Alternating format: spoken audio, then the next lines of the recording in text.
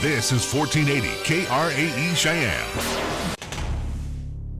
What you are about to hear is a sports talk radio show unlike any other that has ever before been broadcast in the capital city of Cheyenne, Wyoming, USA. This is Cheyenne, Wyoming's Sports Talk Authority. The Wyoming Cowboys, the Denver Broncos, the Colorado Rockies, and the Denver Nuggets. The show is local, it's regional, and yes, the show is national as well. Wyoming Sports Talk Today is on the air.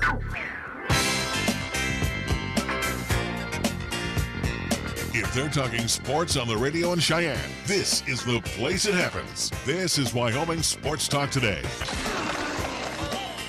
And this afternoon's show is being brought to you by Taco John's of Cheyenne. Yes, there is baseball/football, so maybe you want to load up on 6-pack and a pound for tonight. Don't forget their 3 for $5 walking tacos. They also have for you at Taco John's their loaded potato olays. And don't forget, every Tuesday is Taco Tuesday. Jolly Rogers RV Sales and Service on Highway 30 having their hail of a sale. Especially you fans of Jayco products, you will find RVs, fifth wheels, travel trailers already marked down at sensational prices, even lower during their hail of a sale. Chick-fil-A at the corner of Windmill and Del Range. You got to get your Chick-fil-A on. Again, for the ball games tonight, too. We know them for lunch and dinner, but don't forget them for breakfast. 6 days a week and 2 convenient drive-thrus, 3 squares always at Chick-fil-A. Corner of Windmill and Del Range, right across from Menards. Key of Cheyenne, over on Nation Way. 18s, adios. 19s are arriving. So if you are looking for even better savings, then I think today's the day to take a test drive over at Kia of Cheyenne. Platte Valley Bank, ×2. The original banking location on Vanda High, the east side location, corner of College and Pershing, Platte Valley Bank. Medicap Pharmacy for all your pharmaceutical needs with your doctor's prescription. Gene and his great staff, they fill those said prescriptions, explain those medications to you. Don't forget, inside a plethora of sundry supplies. They have a convenient drive-thru. Oh, by the way, same location as always, right next door to Texas Roadhouse on Bluegrass Circle.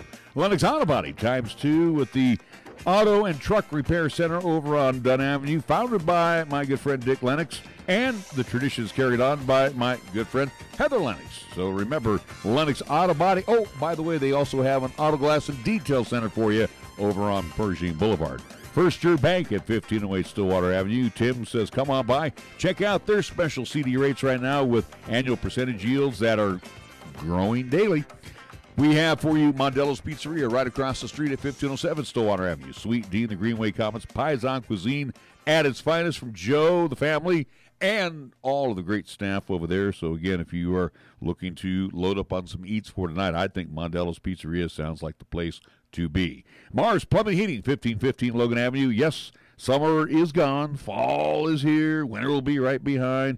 So you might want to get a hold of the folks over at Mars Plumbing Heating, 1515 Logan Avenue.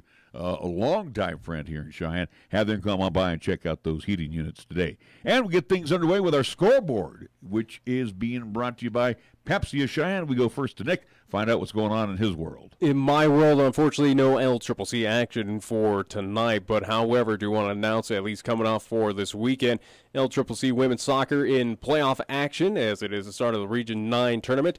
They will be hosting Northeastern Junior College coming up this Saturday at 11 a.m. So again, here in town, over there at LCCC, again, the women's soccer program hosting in JC at 11 a.m. Men's soccer will be on the road at Western Nebraska. That game will get underway at 2 o'clock on Saturday as well. So good luck to both of those teams in action. Again, it is Region 9 playoff tournament time this weekend. NHL action for tonight. Toronto Maple Leafs hosting the Pittsburgh Penguins. You will see the Colorado Avalanche on the road taking on the New Jersey Devils. That game will get underway at 5 o'clock, and you can see it on Altitude TV. Columbus Blue Jackets at home at Nationwide Arena hosting the Philadelphia Flyers. Red Wings of Detroit looking for their first win of the season. Will they get against Tampa Bay Lightning tonight? I doubt it, but that will be going underway tonight. Winnipeg Jets at Bell MTS Place hosting the Vancouver Canucks. Arizona Coyotes in Chicago taking on the Blackhawks. Also, 2 Boston Bruins on the road in Edmonton taking on the Oilers at Rogers Place. LA Kings at Staples hosting the New York Islanders, and the Buffalo Sabres in San Jose taking on the Sharks at SAP Center. That's what's going on in NHL action for tonight. From the National Football League, it will be the Broncos and the Cardinals combined. Yawn. They are 3-9. They will be in Glendale, Arizona, at the State Farm Stadium. I told you it's no longer University of Phoenix. Yeah, well, and like I care who's even playing tonight. Yeah. Broncos and the Cardinals, 3-9 combined. Yeah, that ought to be a real eye-opener for tonight. The only eye-opener is if Vance Joseph keeps his job if they lose tonight. The other game that is worth noting, the Red Sox and the Astros tonight. Will Boston say adios to the Astros, or the Astros hang tough and send it back to Fenway? The Beantowners lead this best of 7, 3-1, Game 5 on tap tonight from Minute Maid. Then we go to the NBA scoreboard, and let's see what's happening. Oh, man, I love it. All 4 sports going on right now. You gotta love it. Bulls will be at the 76ers tonight in the Wells Fargo Center. Heat and the Wizards in the Capital One Arena in D.C. And the Portland Trail Blazers in the Moda Center. They will have a date with the Los Angeles Lakers. Our scoreboard Don't we have some NCAA action tonight, or am I mistaken on that? Care about I'm just saying, I think there's a big matchup in the Pac-12 coming I'm up. just worried about baseball tonight. That's all. I got my Houston. We don't have and Thursday Bo night Sox. MAC action tonight or something? I care. All right, whatever. I do the pros. I don't do college. Okay. Yeah, they're one step from the pros. Well, they're not making money like the pros. Ask Larry Nance Jr.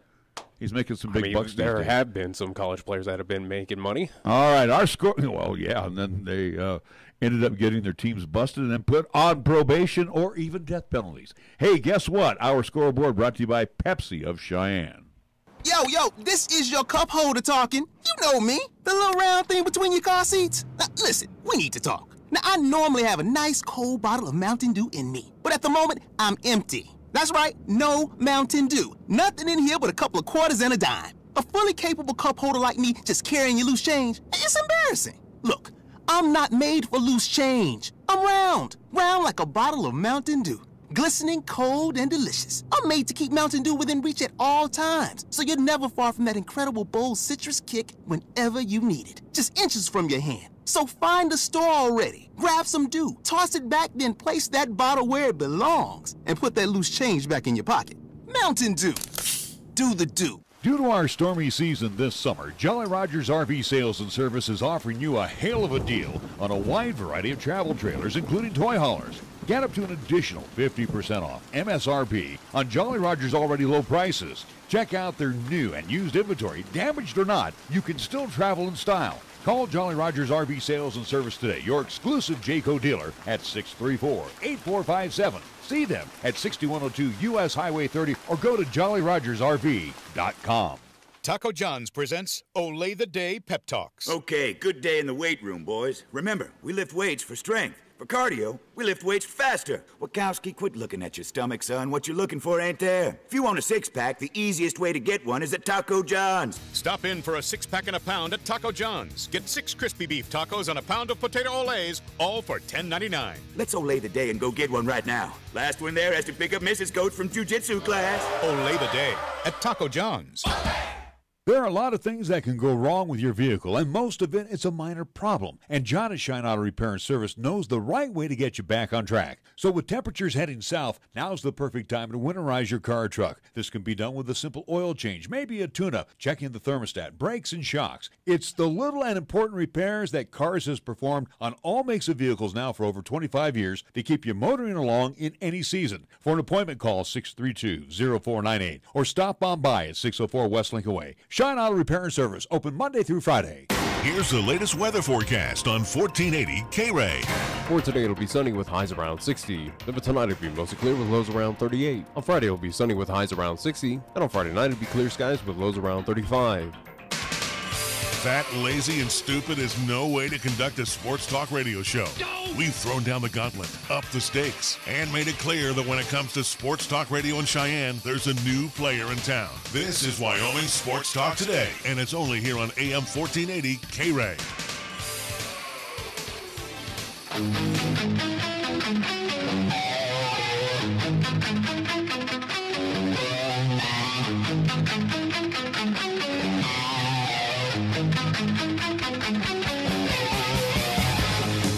Welcome to Wyoming Sports Talk today. Larry Proetti along with Nick Proetti. And we welcome to our program one Clark Rasmussen, who is the athletic director at LCCC, Laramie County Community College. You almost had it on try one there. You just... I know, once in a while I have to read the idiot cards. That's how I'm an old guy. But anyway. I feel like you got an idiot book in front of you, how much you do. You got an idiot son to the left of me. Wow. Anyway, we got right now Clark Rasmussen joining us. And, we always have the opportunity for our football games, before our football games, to talk to the ADs here on the high school side. Why not? Let's talk to the junior college athletic director, find out how things have been going for the summer and fall sports program. Especially with fall sports wrapping up. Don't interrupt. It's obviously the busiest time for you, especially over at LCCC, because a lot of the sports are all lumped in at this time of year. Yeah, one thing that's really nice for us is we just got done with the Sean Doobie Rodeo this last weekend, so we hosted that. We always host one rodeo a year, so that's over and out of the way. This coming week, obviously, as you announced earlier, Nick, that we have women's and men's soccer. Their quarterfinals are this coming weekend. It's busy. It's busy with everything wrapping up and basketball getting started. We're excited, though. It's a good time of year. Again, a little difference from where you were at in southern Idaho to here, because there's more athletic events that are on the schedule for College of Southern Idaho. But here at LCCC, in your first sitting down as the athletic director, did you see things just moving along too quick for you, or did you? Yes. You said, "Or I've been through this, and it's not all that difficult." This is a lot more than what I've dealt with before. At one time, it's kind of nice to look forward and see the spring with nothing happening, and just focusing on academics and being able to prepare for next year. It's really nice. It's a lot, but that's what we signed up for. It's interesting that you say it kind of slows down for the winter sports, the late fall winter sports, which is just hoops, men's and women's basketball. Mm-hmm. After we get done with our tournaments that we have here for soccer and volleyball. But it's interesting because you look at the high schools and they'll move into wrestling, mm-hmm. and they'll go back into the pools again. It's kind of a little different feeling for me that, gee, we only have just a couple of things going on at LCCC leading us up to March. Sure, yeah, and when you say when I say it slows down, we still, some of the things that I'm trying to do right now is get involved with some of the national stuff as well, and so it's really not going to slow down per se for what I'm doing, but as for the sports and what's happening on campus, it will slow down. What has happened to you since you have sat down in that athletic director's chair at LCCC? Again, learning not so much the job, but learning everything that's going on in the NJCAA. I mean, are there different rules, different laws coming down? I mean, is there something always going on with the NJCAA? There's always something going on. One thing that I've gotten the most of since I've been here is more gray hair. And my mom noticed it last time I went back to Boise. But as for the national office, there's a lot of things that are going on, and a lot of different bills that people are trying to get passed, and some lobbying and everything happening. There's even stuff happening on the regional level that we're trying to get figured out. So, right now, currently as the Region 9 sits, we're looking at we have a north and a south. Some of our sports are challenging that and trying to get it to where it's one big region again, so that they can play everybody once and get a true regional tournament, where right now it could be watered down a little bit, where we have a north and a south, and it's not the true best 8 teams that are going to the region tournament or the best 12 teams going. So there's things that are happening behind the scenes that we're trying to make it the best for us and the best for the region. As for the national stuff, yeah, it's always a constant. You mentioned tournaments, Region 9 tournament that will be taking place not at LCCC, but at Story Gym. So, and again, we've already talked with Coach Albers about that, and we're talking 2 inches that has to send you over to Story Gym. So tell us a little bit about all of that and this particular tournament that's coming up. So when the gym was built, it was built to standards, and it was built tall enough. If you remember, it had an old rubber floor on it. A couple of years ago, they put in a new spring wood floor, And with that extra 2 inches that floor gave us for that spring and for what we need for a gym floor, made us 2 inches short to be able to host the postseason. So we are taking it to Story Gym.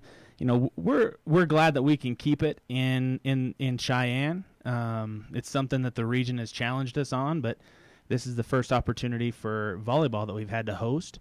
And so we're excited, and we're looking forward to it. Well, the interesting thing about that, again, we're talking two inches makes a difference for playing at least a tournament, but you can play regular season contests there at the RAC for at least for women's volleyball. Is that something that could be a problem down the line where maybe teams or the region kind of forces LCCC's hand of saying, well, all right, we need to address this 2 inches, and you need to adjust this because, again, well, it's no longer suffices in the regular season now to play. Is that something that could be a problem? Absolutely, it could be a problem. It's a matter of who wants to address it and who doesn't. You know, and also the other thing is when it comes down to it in the regular season, people, coaches and administrators from other schools, they're not going to challenge that 2 inches in the regular season. Does it count? Yes, it counts. Does it matter as much as it does in the postseason? No.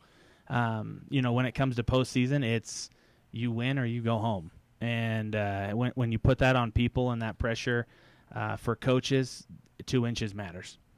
You know, Nick, you brought up a good point, and I'd like to address it as well. You know, not so much that you put on white gloves and you check to see if there's dust anywhere around the rack, but you've had that opportunity to walk back and forth. You go out and you check out the soccer field, you check out our rodeo conditions, the arena, you look at the gymnasium inside, swimming pool, everything you've had a chance to take a look at. Have you been able to kind of write yourself some notes saying, hey, this needs to be addressed? I'd like to put a wish list together, in other words? Yeah, definitely. We have a wish list. You know, one of the things, for example, logistically that we're working on right now is we have a lot of classes that happen in the RAC. You know, community classes, degree-seeking classes, plus we're trying to mix that with our athletic practices. So, you know, one of the things, for example, if you've been there, the weight room is kind of down the ramp. Then we've got the aerobic center up top. The aerobic center is shared with some classes. So logistically, that shuts down our aerobic center, so we can't be working out aerobically on any treadmills or on the bikes, and we can't get the heart rate up when we need to while a class is going on. So logistically, those are some of the things that I'm trying to work on to make it you know, bit more beneficial for the classes and our athletes, so that they can work out when they need to. What's kind of the at least protocol for you to address those? Say that we do need those needs, or at least address those issues. Is it something that we go to El Presidente there with LCCC? Is it something that we address to maybe the city to find money on that help? At least maybe talk to people, get it on, like, for instance, again, coming up this more in the county than anything. Yeah, right? County, state. I mean, what is kind of the protocol for you to kind of say, hey, we have a problem here, maybe we need to address this and maybe improve facilities here on the athletic side? Yeah, I think that, first of all, is what we're working on right now is coming up with a plan on what we want and what we need to do. Like you had mentioned, we're getting a laundry list of everything. The example that I just used is something internally that we'll be able to manage and take care of. It will take some time. We're going to financially have to figure out how to work that into our budgets and everything. But you know, that's really, it's just internally. We need to figure it out and get it done. Acknowledge it. You know, one of the things that we just got done and we acknowledged and it's now fixed is we have an athletic trainer, and she does a very good job, Megan. She's awesome. She's one of the best that I've ever seen. And we get to the point where her office is in the middle of the training room. That's not the best situation for her. To be able to have a private conversation with an athlete is the best. And so we've actually been able to make that happen to where she now has a private office. We also have a medical exam room now that we can use for doctors to do examinations without having to shut down the training room. Little things like that actually benefit our athletes, benefit our staff, and make it a better place without actually physically touching the building. You know, Clark, you've been around for a long time, so you know the drill, especially when you were at Southern Idaho and now here at LCCC. And obviously, I'm sure you've taken a look at what they do over at UW for their student athletes. And again, you know, when you got the High Altitude Performance Center there, I mean, you know, we don't have anything that even mirrors that here in Cheyenne. But things that you try to accommodate the student athletes with? Yes, I know they got a place to lodge, so to speak, on campus, but how do you try to mirror somewhat what they do over in Laramie? Sometimes you have to acknowledge that you can't do everything that UW tries to do. And that's a hard thing to get into yourself, because we all want to be the best that we can be. We all want to do everything to the same level that the pros do, or that the high major Division Ones or even the mid major Division Ones do. But the reality of it is we just don't have the funding to do everything that we want. So that's where it becomes important to identify what we want to do, put it down on paper, and start making strategic plans to try to get there. For example, you look at Alabama football. They've got actually not even Alabama. You look at anybody at Division I. They've all got these training tables for these athletes to be able to eat and get nutrition as they want, when they need it, and as they need. And that's a goal of ours too. We want to make sure that we're providing the best that we can for our athletes. Now, we also see that our athletes are coming in. The more that we have, the more that we can accommodate them like a Division I athlete, the more chances we're going to get maybe non-qualifiers that are Division I athletes, and bringing them into to LCCC and getting them treated as if they're going to a Division I. With Laramie County Community College, and again, we've had this facility in Cheyenne for a long time. Your predecessor, Scott, before you came in, and you're continuing on that that role as Scott did with trying to promote LCCC. Hence, we are back with you again, covering men's and women's basketball, not just select games, but an entire schedule, including postseason.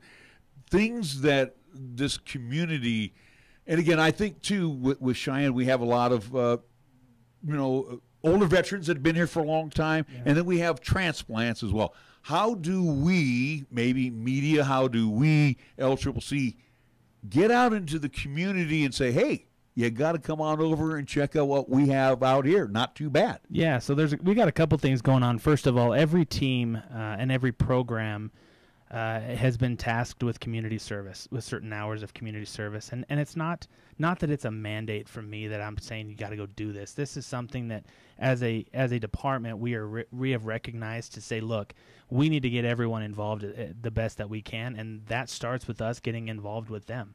We had our women's basketball out doing a fundraiser and a fun run. I think it was called Kicks for Kids. Yeah, that was at the Depot Plaza a few months ago. But yes. They do a bunch of they do that kind of stuff. Our volleyball team has been out doing the Friday food bags. Our men's basketball team spent 2 or 3 times a week at the Beast, at the new facility out at Beast, doing community service and getting involved. And what we're asking for the community is to reciprocate that and come out and just watch us and let us show you what we have. We are actively getting involved in the community. One of the things that we brought, that I brought from the College of Southern Idaho with me, was some courtside seating. We did it with volleyball. We put out 24 seats that are courtside, padded on the other side. We've sold all but 6 of them, which is a phenomenal thing. So what we've done is we've tasked kind of our foundation and our development committee to invite people out and be a part of what LCCC athletics is about, and see us and watch us and feel it and be a part of us. So, another thing we've actively been doing, we have something called the Flight Crew. We started it just this July. The Flight Crew is kind of a booster organization. It's to be a member of that, it's $1,000, and that $1,000, 100% of it is going to scholarships to help our scholarship fund. And currently to date, we've started it in the middle of, we actually started the Flight Crew and the promotion of it in early July, and now we are sitting at 17 members, which that's a significant amount of people that we have touched, and they're all new donors, which is awesome. They're all new people that are a part of our program, and we greatly appreciate them and what they're doing, and the belief that they have in us to give us some of their money to fund scholarships. Let's keep on that theme, though, with the Flight Crew, at least get information out there, the folks who might be interested of joining that booster club. How would they go about doing that? They can contact myself. They can contact Billy Adelman. He's one of our boosters. Or they can even contact our foundation, and any of us can get that information. And again, that information is also online at golccc.com. Going back, at least as we were talking about community, kind of giving that reciprocation back to the LCCC, at least student athletes. So far, again, fall season's about to wrap up at least for soccer, for men's and women's, and also to volleyball. But has the community, at least so far, again, where we're talking talented programs, women's soccer nationally ranked, women's volleyball has been nationally ranked as well, but has the community, is that something that you are out there not necessarily counting tickets or revenue, or are you at least kind of counting that stuff of seeing what crowds are showing up at the rack or the fields? Yeah, I mean, we always track that kind of stuff, and we are up in attendance this year for volleyball. Coach Albers has done a phenomenal job of doing of attracting certain groups. He does a lot with his host parents. He does a lot with the local volleyball clubs. He's invited out all the high schools, and he's done a really good job of promoting his own program. And with that happening, it then turns people on to the rest of the athletic department. So, real quick here before we take a break, Nick, I want to ask Clark this question too. And again, in the your role as the athletic director, and you've had a chance to take a look at everything that goes on at LCCC, and everything's got to be baby steps right now. Are there things that you really see that are going to be groundbreaking for the future for this athletic department? You know, that's funny you ask. I was actually tasked to put together a 3 to 5 year strategic plan for the athletic department. I actually finished my rough draft last night, and there are some things involved in what I would like to do around here that I don't know that they'll be groundbreaking, but it will be much needed improvements on what we're doing, and just setting some different expectations and focusing on different things. Could there be other programs added to the roster? Of course you would ask that. That's my job. It is your job. You know, that's part of the plan. That is part of the plan. Now, whether that becomes executed is a different story, but that is part of the plan, yeah. All right, we're going to take a timeout. Do we lock, stock, and barrel baseball and softball coming to LCCC? We'll take a timeout, and we'll come back with more after these words right here in 1480 KRAE. Wisdom, expertise, compassion, qualities that are the foundation of Cheyenne Urological, with Doctors Bryant, Everett, Gajewski, and their highly trained staff providing top quality treatment for prostate cancer, urinary tract infections, kidney stones, impotence, and incontinence. You can trust Cheyenne Urological to give you the highest quality urinary care. Now offering the latest in robotic surgery. Call Cheyenne Urological at 635-4131. That's 635-4131. The message is simple. Drive sober or get pulled over. If you drink and drive, remember it's illegal and it can cost you your freedom or worse, your life. It's been determined that a blood alcohol content of 0.08% or more can impair you considerably when you are behind the wheel. Financially, it can devastate you if you get arrested. More importantly, it could result in losing a friend or a family member. That price is too high to pay. Call a designated driver after enjoying a night out and get home safe. Paid for by Federal Highway Safety Funds. Hunting season is here, and Rocky Mountain Gun Trader, 2470 Delrange Boulevard is the best place to go for guns and ammo to bag that prize elk, pheasant, or goose. Family owned, with an outstanding array of rifles and shotguns at amazing prices, Rocky Mountain Gun Trader also has handguns, holsters, and ammo for your defensive needs. So follow your call to the wild. To Rocky Mountain Gun Trader, 2470 Delrange Boulevard, Cheyenne. Riverbend Nursery and Stone Company invites you to join them and many others for the second annual Fall Halloween Festival Farmers and Crafters Market. It's Saturday, October 20th from 10 a.m. till 4 p.m. The entry fee is only $5 per carload, so load up the family. Enjoy a full day of fun, including hay rides, crafts for kids, face painting and tattoos, balloons. So make sure the kids wear their costumes to this event as well. You can also pick out your favorite pumpkin and buy straw and corn stalks. Plus, inside you'll find fall and Halloween gift items. Most importantly, visit the many vendors and crafters and check out everything that they'll have to offer. Hungry? Don't worry about that. Riverbend will have plenty of food trucks available to suffice the heartiest of appetites. We'll see you Saturday, October 20th at family-owned and operated Riverbend Nursery and Stone Company for the second annual Fall Halloween Festival Farmers and Crafters Market on North Yellowstone Road in Cheyenne. For more information, please call 638-0147. We're taking Cheyenne, Wyoming Sports Talk Radio to a whole new level. This is Wyoming Sports Talk Today. Don't look at me. I think these people are completely nuts. Stop this crazy thing! And it's only here on AM 1480 KRAE. And buy strong corn stalks. Plus, inside you'll find fall and Halloween gift items. Most importantly, visit the many vendors and crafters and check out everything that they'll have to offer. Hungry? Don't worry about that. Riverbend will have plenty of food trucks available to suffice the heartiest of appetites. We'll see you Saturday, October 20th at family-owned and operated Riverbend Nursery and Stone Company for the second annual Fall Halloween Festival Farmers and Crafters Market on North Yellowstone Road in Cheyenne. For more information, please call 638-0147. We're taking Cheyenne, Wyoming Sports Talk Radio to a whole new level.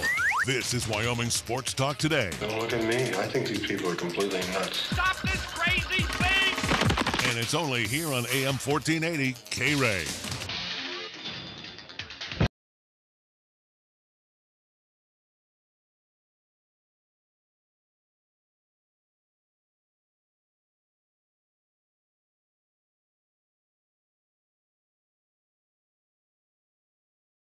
Today, Clark Rasmussen, the athletic director at LCCC, our special guest today, had a nice little conversation while we were in the break. And something that's very important for LCCC, as you mentioned, Clark, is getting out in the community and presenting LCCC in general to those seniors, juniors that, you know, are looking to further their education, also to women's basketball to complement the men's basketball program. So the recruiting process of the area becomes that much more important. Yeah, and every one of our programs have somebody from Cheyenne. You know, we've got women's soccer. There's like Katie Loken. I mean, now that I put myself on the spot, I'm going to forget somebody. But like Katie Loken's in the women's soccer. We got Quinn Hunt and Braden Hunt. We got at men's soccer, we got Aaron Barber. We got a bunch of those, Jazzy Espinoza on the volleyball team. She's doing phenomenal this year. It's awesome to see. You know, women's basketball, we got Mackenzie Fagenbush. We got Willie Jones on the men's basketball team. So it's not like we are represented with the Cheyenne community with kids on their teams, and they're doing a phenomenal job. Well, you also look back too, and when we had with our LCCC coaches show, and credit to Nick for putting that together last year, as we had Coach Ortmeyer in as well as Coach Ficka, which we will again this season. Yeah, but again, you know, looking at Coach Ficka, for example. Look where he placed his kids last year. See, coming to LCCC, you go and do your 2 years, your freshman, sophomore years. And I remember, and maybe it might be different with you, Clark, I remember when I went to junior college in San Luis Obispo at Cuesta Junior College, and then transferred up to Chico State and finished out my degree. My major, telecommunications, didn't come into play until I was a junior and a senior. So you basically got your core courses out of the way, and then you went off to your 4-year school. If you want to go to your 4-year school, great, terrific. But LCCC is that marker that you can put that in your pocket and get your 2-year degree out of your Associate of Arts or Science, whatever the case may be. But it's there for you, and then you have that opportunity to get involved in athletics. Yeah, it's a perfect segue into the 4-year schools. And gives them an opportunity to develop as well. Well, anyway, as we want to get ready to wrap things up, we want to thank you for coming on in. Anything that you want to add to? We've talked about the programs that are going on, and again, you've come up with this marketing plan, so to speak. It's in the draft stages right now. Other things that you would like to see accomplished at LCCC during your tenure? Yeah, there's. I mean, obviously, we'd like to see some facility upgrades. We'd like to see all that kind of happening. But one thing that I would like to do, and this is by way of the coaches, because we do have really good coaches there at LCCC in developing athletes and students. But what I would like to see is a little bit, us to start focusing a little bit more on getting kids where they want to go specifically. So if somebody comes in and says that they want to go to a high Division II, I'd like to make it so that we can get them there. If they want to say that they want to go to a Division I, a mid-major, or a specific university, I would like to see us do a little bit better job getting them there. Now, we've done a phenomenal job at getting them and moving them onto 4-year schools, but that's something that I really want to do. Be able to get them academically and athletically ready to go to Division Ones. How involved? And again, I know our legislature gets convened sometime, I guess, in January.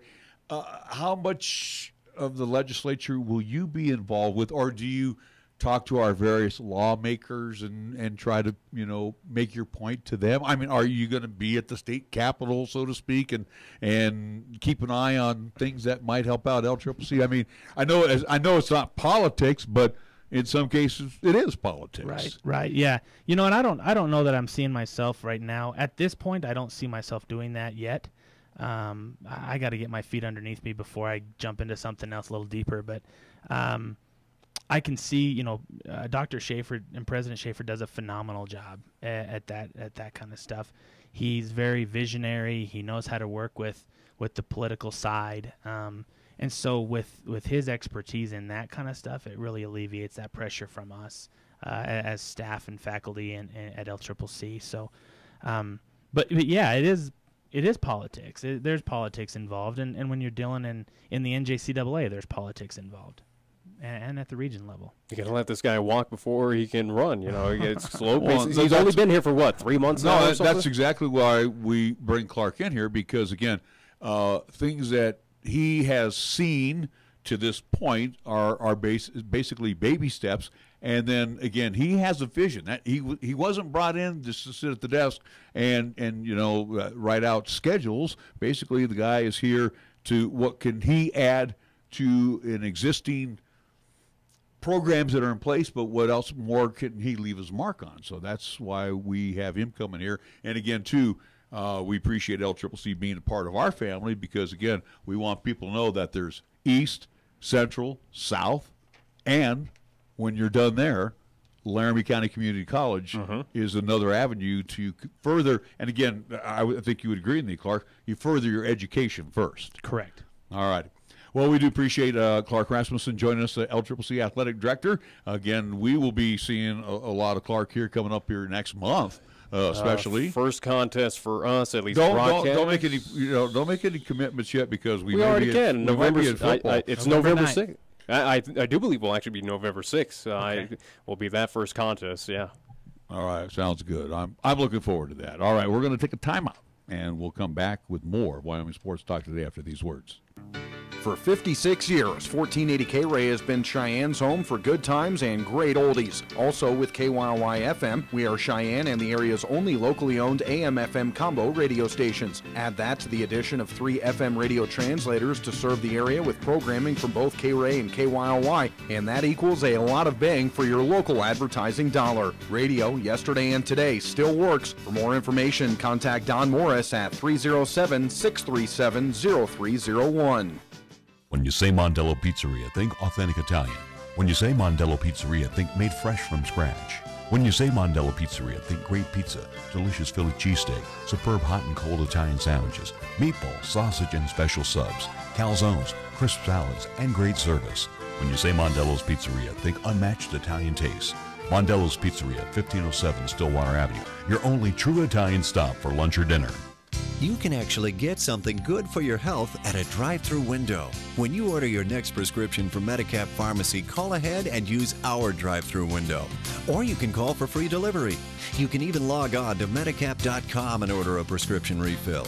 Your Medicap pharmacist will call you to make arrangements for pickup or delivery. Medicap Pharmacy will always make time for you. Medicap Pharmacy, 1947 Bluegrass Circle, next to Texas Roadhouse in Cheyenne. Or call 635-3712. Here's the latest weather forecast on 1480 KRAE. For today, it'll be sunny with highs around 60. Then for tonight, it'll be mostly clear with lows around 38. On Friday, it'll be sunny with highs around 60. And on Friday night, it'll be clear skies with lows around 35. You bleed brown and gold? So do we. Wyoming Cowboys football and basketball is always front and center on this show. This is Wyoming Sports Talk Today, and it's here on AM 1480 KRAE.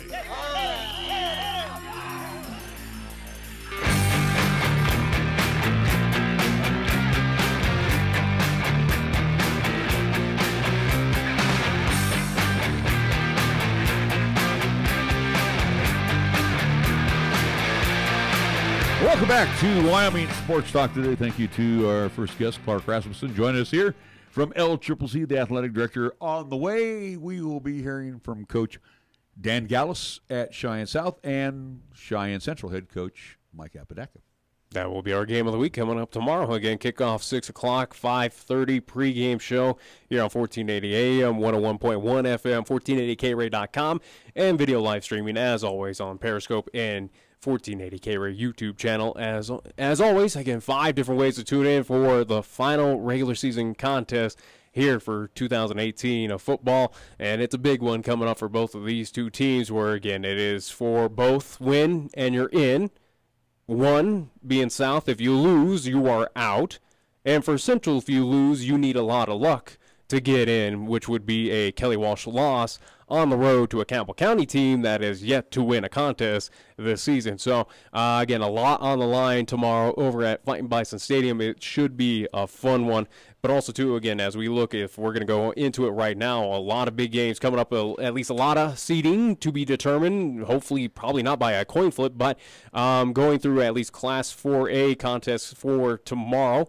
We'll get into that schedule right now. Number 1, Natrona. They will be at Rock Springs. That will be a 6 o'clock kickoff. A little factoid on this contest. Teams have split the last 2 games, so it's almost a coin flip in that one. But I think Natrona should take care of a Rock Springs team. It is a long road trip all the way out there for Casper, but how Natrona's been recently playing, Rock Springs, they put up a good test against an East team, but I think they're pretty crushed and defeated after losing that contest. That might carry into this one. Not saying they will roll over and die to a Natrona team, but I give the advantage, and I think Natrona should win that. I've seen all the big boys go out there to Rock Springs this year, and they've struggled. Sheridan struggled. Well, Rock Springs has been that team that has kept it close. I understand that, but Sheridan went out there, and they struggled. East goes out there, they struggle, they win. I would venture to say Natrona, they know what they got to do tomorrow. They got to win. Yeah, they know. Again, but I don't think they're going to put up the numbers like they did against Cheyenne Central. Again, it is a long road trip. Rock Springs, like, from us for us here in Cheyenne going to Sheridan, it's a hell of a jaunt. And again, Coach Harshman has another good squad as always, as he just reloads every year. Yeah, I think there might be. It'll be a little closer than we probably assume it's going to be tomorrow. That's what I said. I don't know why you're taking things out of context. I told you, again, in this contest, how Rock Springs has at least competed against every team across the state, yeah, it'll be a close one, but I think Natrona gets a win in that contest. Again, nothing tells me that the Mustangs should slow down even on the road. They know what they need to do, again, to retain that number 1 seeding or at least put some pressure on the rest of the Class 4A. Yeah, they need to win. But if Rock Springs wins, if they happen to win, then it starts to cause a little turmoil. Well, they'll guarantee it. Rock Springs will guarantee themselves at least number 6 seed. Yeah, if they win. So, and then Natrona will drop out of the ever lovely coin flip race. Not necessarily, because also too, number 5 Laramie will be at number 2 Thunder Basin. That will also too be a 6 o'clock kickoff. Thunder Basin does lead this series 1-0. If Laramie, who's competed against a few teams, given some teams a fit, we'll see how they do on the road against Thunder Basin. That also, too, is a long road trip to get all the way up to Gillette. But, hey, if Thunder Basin does lose in this one, which I don't think they will either, but guess what? If Thunder Basin loses, if Natrona loses, guess what? Then it causes a little turmoil there. But Laramie, I don't think on the road against Thunder Basin, up there in Gillette, again, the long road trip, I don't think they have enough to defeat the Bolts. I think they get spanked around tomorrow night. Yeah, I really do. Yeah, and you and me, back in week 2 when we went to see East, and East did not play a game. They had a really off night, and Coach Goff. It was just an off day with the weather. Yeah, and Coach, well, it was a great night. I mean, but Coach Goff. Are we talking the Laramie East game? No, I'm talking about Thunder Basin. Oh, East, that contest. Where the Thunderbirds basically were still on the bus and forgot to come out and play. But if they played again, you would see an entirely different result, I guarantee you. But I think with Laramie, they're still a step or 2 behind, the 3-4 front runners. Again, I think this Laramie team is very fortunate to be where they are. Again, a few plays here and there, and they probably wouldn't be a number 5 Central. And you know as well as I do, and I said that when we did that broadcast, the better team did not win that night. No. Central made a couple of boffos that came back and bit I'm them. just saying Laramie is very fortunate. I feel like this team is very fortunate to be that number 5 ranked team in Class 4A because, again, a few plays here and there and a few contests. Yeah, Laramie should actually probably be sub 500, and Central probably should be at least. Well, they should be. They should be in. Yeah, they shouldn't be playing for their playoff life tomorrow. You're absolutely right. You know, it's interesting too, and we go back to this. Laramie solidified at number 5. Okay. Yeah, they can't move up or down. So you look at here's all of the scenarios. East could fall down to number 4 tomorrow. Could. Mm-hmm. You could have Sheridan sitting at the number 4 spot. They could take number 1. You could have Natrona actually fall. Well, no, they can't. It's either Sheridan or I think for East. Natrona, Thunder Basin, for Natrona and Thunder Basin, I think the farthest they can fall is 3rd. I think 3. Yeah, because again, it would go into the coin flip. But If Sheridan wins, then at least Sheridan would jump over East. Sheridan with the 2 losses and every other, with Thunder Basin and Natrona with the 2 losses. Again, that gets muddled in their head-to-heads. But that would come down to a coin flip. And it's funny though too. You look at Laramie, they get Sheridan or they get East. It just doesn't get any easier for them. Plus, they're on the road. I mean, they're going to go back-to-back weeks on the road. So, and again, East took care of business at the Okie Blanchard Sports Complex against Laramie. Sheridan has beaten Laramie, so it's not looking too positive. It's not too pretty for the Plainsmen. Yeah. Number 4, Sheridan will be at number 3, Cheyenne East. Again, 6 o'clock. All games will be at 6 o'clock. Sheridan has won the last 5 and 13 of the last 14 contests against the Thunderbirds. In this one here, again, East win, and you have a shot at that number 1 seed. They're playing for it all, again, at home. It's going to be pretty decent weather for them. I say East. Thunderbirds have impressed me this entire season. Yeah, I think at home, Sheridan, that lengthy road trip on down. East has defeated Natrona at home. I think they can do it as well against Sheridan. Well, and this is a good thing. I'm glad that the Thunderbirds are at home. Big night for tomorrow night for both teams. And again, believe me, Sheridan is going to be looking at this. This is going to be a big playoff matchup for them to see where they rank as they will go up against the Thunderbirds.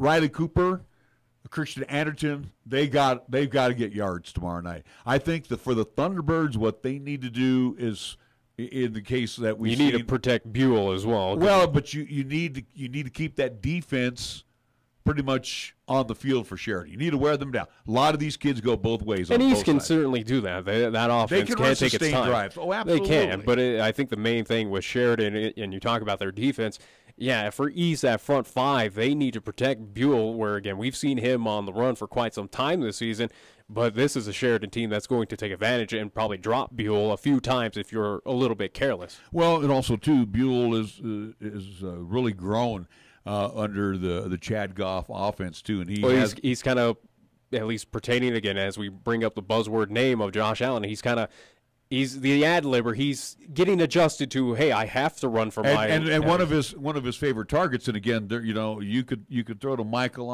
and you can throw to Dakota Merritt and Robert Lukow. The key to all of that is got to hit number 4, Chance Allmiller. Allmiller is the guy that always finds himself open either in the seam. He knows how to break off his patterns, come back to the quarterback. So again, I look for a big night tomorrow night from Chance Allmiller. I think he's going to be one of the key Thunderbirds to keep an eye on tomorrow night. Moving on in Class 4A, Kelly Walsh will be at Campbell County. Kelly Walsh won last year to break a 9-game skid against the Campbell County Camels, but this one, I think we both agree on this. Campbell County, unfortunately for that squad, does not find their first win of the season on the last game of the regular season.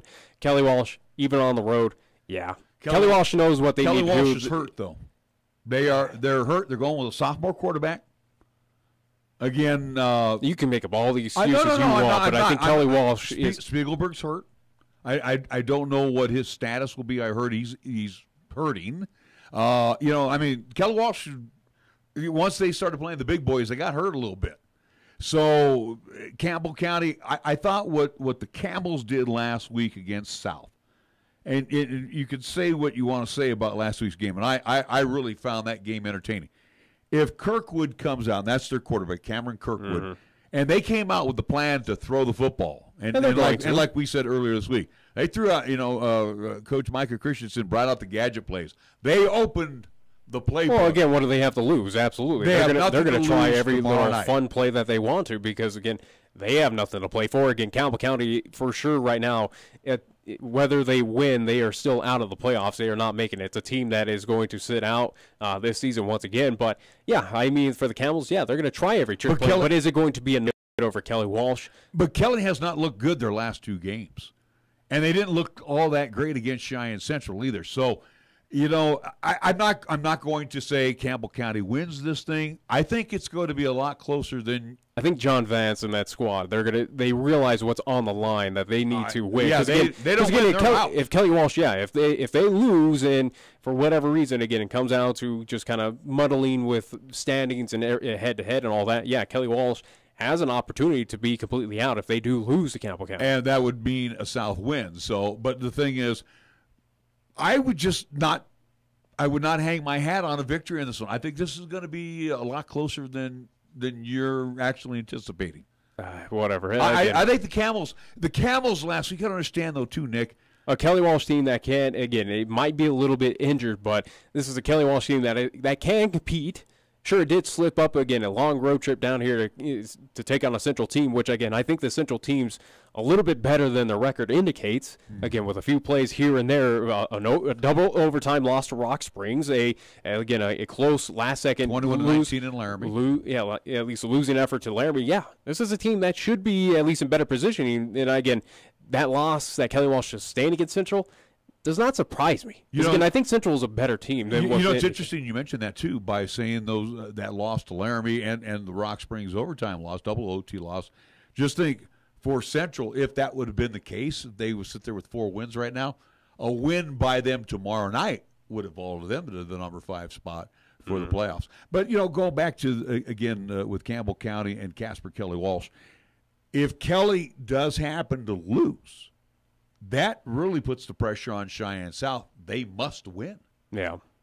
But obviously, with the Kelly loss, Central can get into the playoffs. Again, pressure in just kind of generalized terms there because, again, all games are being played at the same time, so you can't really scoreboard watch, or at least they're not going to pass that along. We can, though. It's not getting passed along to the kids down there, but I mean just – It will be an interesting kind of finale to see if Kelly Walsh does lose to Campbell County. Again, that would be the best case scenario for the 3 Cheyenne schools, especially including South and Central, to get that little extra push and guarantee into the playoffs. Again, our contest, it will be Central High versus Cheyenne South. Again, 6 o'clock, 5:30 pregame here on 1480 KRAE. In this contest, these teams have split the last 4 contests. Again, as we mentioned, the winner is in the playoffs. The loser can get in, but they will need a lot of help, whether it is Central or whether it is Cheyenne South. So, and again, in this one, South, I think, carrying over a little great momentum, I think, from that close-knit, at least that.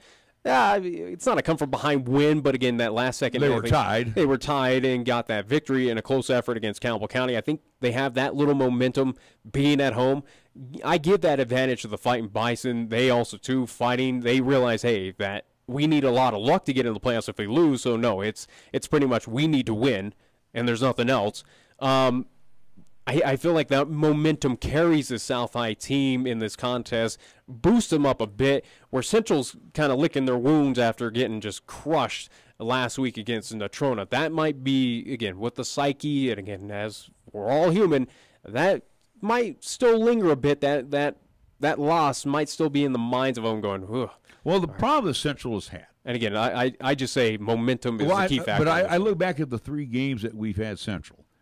And one of the things, and the most recent one against Chinese, the problem that Central has is stopping the run.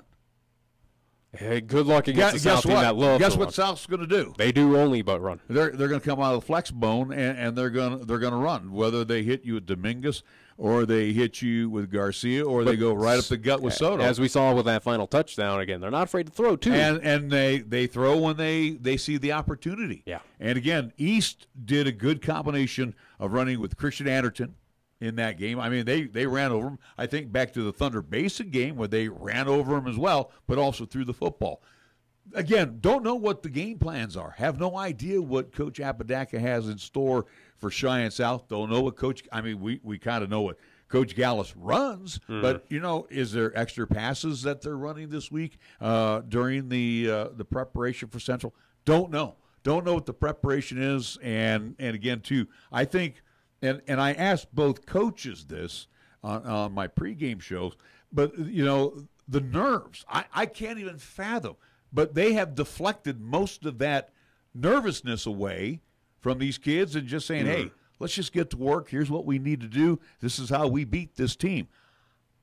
I don't know. I don't know how these young men are going to act when they get on that surface tomorrow. I think for South, it's a team that is figuring out things in the right time, again, where it can't carry momentum. Hey, you got that victory against Campbell County. Here for a chance of making it into the playoffs.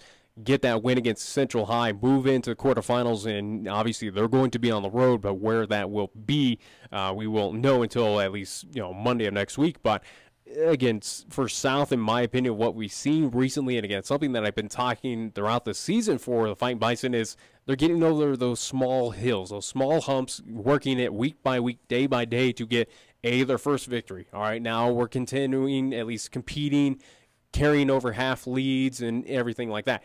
Something, again, in this one, I just think the key word is momentum, and I think for South, going off of that victory albeit against Campbell County, again, a team that is down there at the bottom of Class 4A, but hey, win's a win. And also, too, you're at home. You're still at the friendly confines of Fighting Bison Stadium. You know what to expect out there. Fans hopefully will show up for this one out there. If I had to give an opinion on, and it's kind of wrong to pick on this one, but I have confidence in South that they realize what's at stake here, right, and they know what they need to do. Well, and also, too, you have a very young team in South. I mean, last week, what did we mention? 11 seniors on that team. Yeah. Of course, you go look on the offensive side for Cheyenne Central. Dawson McCleary is a junior. Storbo is a sophomore. I think the bulk of that team is seniors. Yeah. So, again, you got a veteran team, per se, in Cheyenne Central, matching up against a younger squad in Cheyenne South. But again, Trey Tremble, the senior at the quarterback position, he's done a really fabulous job since being inserted after Cade Burns went down. So, this one, whoever makes the least amount of mistakes tomorrow wins. That's the only way I can picture that one. We'll see. Anyways, that will be our game of the week. Moving very quickly as we're at the top of the hour here, but Class 2A, at least here for Laramie County teams, Burns will be at Thermopolis. Again, for head coach Brad Morrison, it is his return, as he was a former, at least, coach there at Thermopolis, so he will make his return coming up this Friday. Again, 7 o'clock is the kickoff for that one. Winner is in the playoffs and will travel to the Mountain View Greg Bowl winner. The loser is done for the season in this one. The visiting team in this rivalry has won each of the past 3 games, so at least favor in Burns if it goes to Hoyle. Class 1A for Pine Bluffs, they're at home. Number 4, Pine Bluffs, they will host Lusk. 7 o'clock kickoff. Pine Bluffs has won the last 3 against Lusk and can secure the East number 3 seed with a win on Friday night. So that's just what's happening with other high schools around Laramie County. All right. Once again, we thank our first hour guest, Clark Rasmussen, the LCCC athletic director, joining us here on Wyoming Sports Talk today. Coach Dan Gallas from Cheyenne South, Coach Mike Apodaca join us in hour number 2. Plus, we have our ever lovely football picks headed your way in just a little bit right here on 1480 KRAE. This is 1480 KRAE Cheyenne. Also being heard on translator K266CC Cheyenne at 101.1 FM. What you are about to hear is a sports talk radio show unlike any other that has ever before been broadcast in the capital city of Cheyenne, Wyoming, USA. This is Cheyenne, Wyoming's Sports Talk Authority. The Wyoming Cowboys, the Denver Broncos, the Colorado Rockies, and the Denver Nuggets. The show is local, it's regional, and yes, the show is national as well. Wyoming Sports Talk Today is on the air.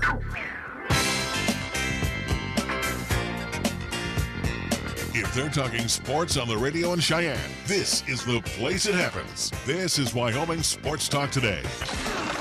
Talking sports, we're talking playoffs as the football season is wrapping up the high school season in Class 4A, 2A, and 1A. Unbelievable how fast the season moves.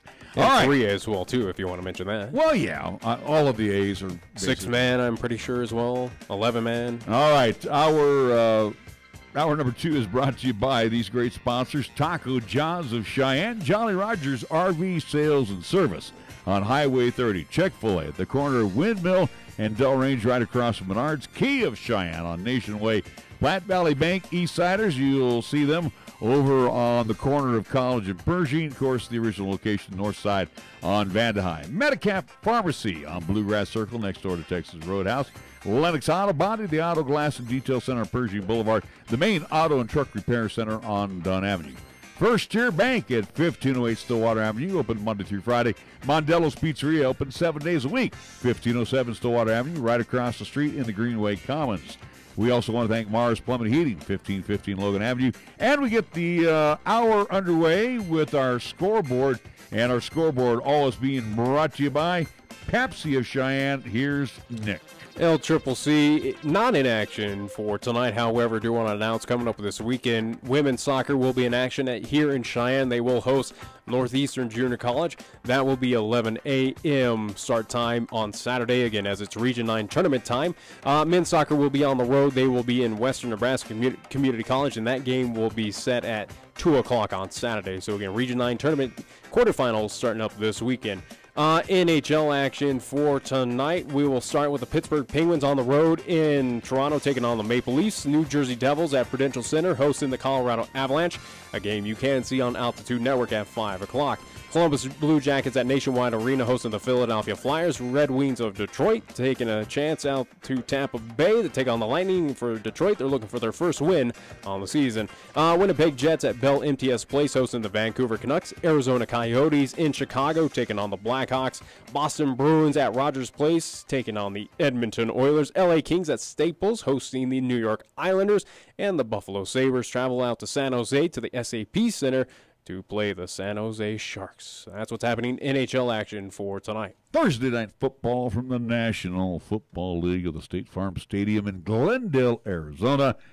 The Arizona Cardinals will host the Denver Broncos. Who cares? Tonight. Yeah, okay. Broncos are favored. They're favored by 1 in this contest. I'd rather watch paint dry than that game. Well, good, because you're going to watch paint dry. It'd be more entertaining than that game. The Red Sox will be in Houston again to take on the Astros. I had a hiccup there. So the Red Sox and the Astros at Minute Maid. This is Game 5, and it could be adios time for the defending world champions. I don't think so. I think we'll go back to Fenway, but again, Boston leading 3-1. David Price will toe the rubber for the Red Sox. He's got a 7.71 ERA in the playoffs. He'll be opposed by Justin Verlander. That's why I got a feeling this one may head back to Boston. And we go over to the NBA scoreboard, and we check out tonight's schedule. It's a light night in the NBA with the Bulls at Philadelphia to take on the Sixers. It will be the Heat and the Wizards tonight in the Capital One Arena in D.C., and at the Moda Center in Portland, Oregon, the Trailblazers will entertain the Los Angeles Lakers. Our scoreboard. Hold on. Again, you're still forgetting there is still more action coming up tonight.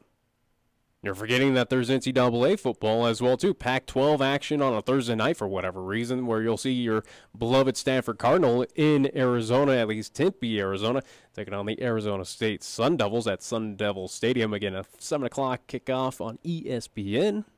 How about that? Pac-12 action on a Thursday for whatever reason. I do the pro scoreboard, so you can do the junior scoreboard. I'm just saying we're getting into those odd, for whatever day, weekday games, because including Friday, CSU's playing their first Friday game, which, go figure for CSU, they're going to have back-to-back Friday games this week and then next week against Wyoming.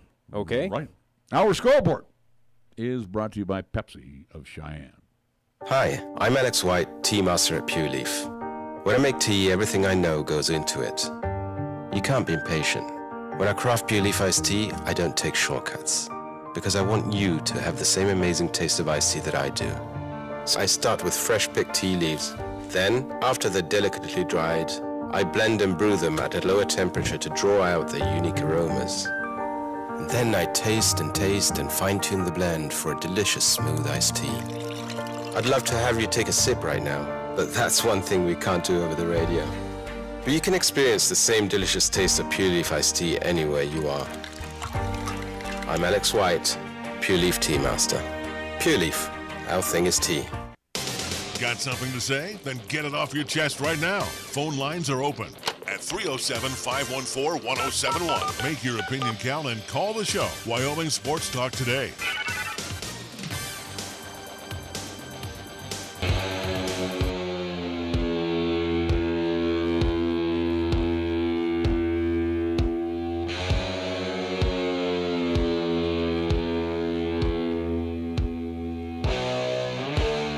It is Wyoming Sports Talk today. Larry Perotti, along with Junior Perotti, Nick Perotti across the way. You know what? Let's kind of keep it into the high school football mode for today, if we can do so. Matter of fact, as we reserve Thursdays to chat with our coaches. So we will load up first with head coach Dan Gallas on Cheyenne South. Yeah, I'm trying to think of how I set it up on the visual side. Probably go Apodaca, then probably Gallas. Just so I can go at least. No, you do it just to be difficult. So with that all being said, we're going to. How about you start with the coach that's on the road, and then you finish up with the home coach. It's as simple as that. Kind of like in the pregame show, you flow like that. It's as simple. How hard is it? So we will take a quick timeout. Let's make it a 30-second timeout. No, we're going to make it a full timeout so we can get these commercials out of the way so we can talk about a few other things because we do have our Week 7 picks coming up. I don't even really know if I want to talk to you anymore. Just about quiet. Done talking to you. Done with you. Again, Week 7 picks will come up at least here in hour number 2. And also, 2, we will give away 2 pairs of tickets to Wyoming versus Utah State, as our winner from yesterday said he couldn't do it. So, unfortunate for him, but I mean for those who entered on the Facebook side, guess what? Now there's 2 chances for you to win tickets coming up at least today, as it is the final day to give away. Only the serious, please apply for these freebie tickets.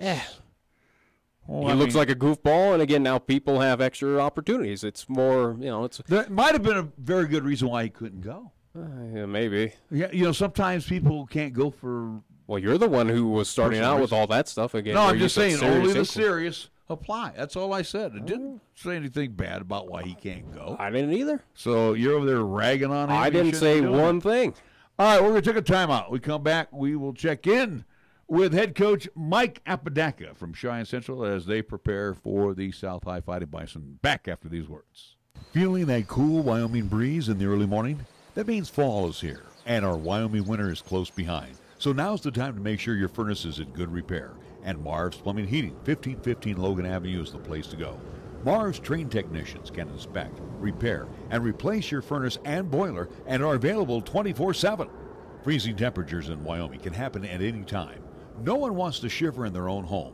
Don't get the chills. Stay cozy. Call Marv's Plumbing and Heating at 316-7634 today. Fall is in the air, and that means homecoming is here. Cowboy football returns to War Memorial Stadium to host Utah State on Saturday, October 20th at 12:30 p.m. Be sure to arrive early on game day for the homecoming parade, Pepsi pregame zone, and tailgating with family and friends. Get your tickets today at GoWyo.com or call 307-766-7220. At Medicap Pharmacy, we concentrate on nothing but your medications and your health. Each location is a locally owned full-service neighborhood pharmacy. We won't make you walk through aisles and aisles of stuff or wait in a long line. Instead, we'll always make time for you by listening, answering your questions, and explaining your prescriptions. Medicap Pharmacy. We'll always make time for you. Medicap Pharmacy, 1947 Bluegrass Circle, next to Texas Roadhouse in Cheyenne. Or call 635-3712. Taco John's presents Olay the Day Pep Talks. Good game, boys. You showed some real fight. Like when Wachowski put that hit on our own mascot. Solid work, son. Okay, Friday was for football, but Tuesday is for tacos. Taco Tuesday at Taco John's. It's a sacred holiday where we eat tacos repeatedly until I get full. Save big every Taco Tuesday with crispy beef tacos for just 99 cents. Get some rest, boys, because come Taco Tuesday, we Olay the day. Olay the day at Taco John's. Here's the latest weather forecast on 1480 KRAE.